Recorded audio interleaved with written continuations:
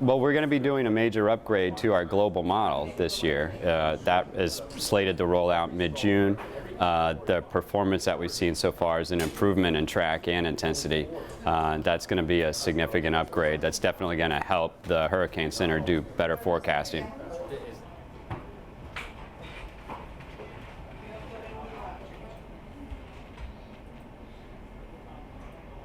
Well, the things that concern me most are individuals not listening to state and local emergency managers when they issue warnings. The information that we're getting through the forecast models is increasingly accurate, and when they issue watches and warnings, that's the time to take action. But the time to prepare is now. You can't wait until there's a watch or warning and then try to prepare, because the shelves will be empty, the roads will be crowded.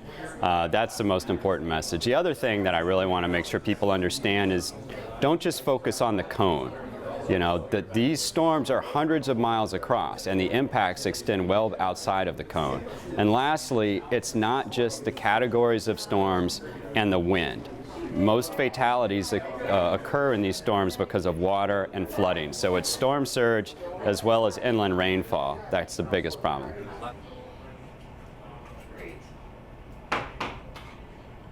So yeah, another hurricane season, and one of the messages that we've been really trying to get across is the fact that when you close your eyes, you think about a hurricane, most people think of the wind, but we look at the data. In the last 3 years, 83% of fatalities has been indeed the flooding. It's the inland flooding. And over half of those in automobiles. Historically, storm surge. It's the water. It's the inland water that's hurting people. So another season, the waters are already warm, and now's the time to prepare as we're kicking off the season. You got to be ready for the hurricane. Be ready for the water.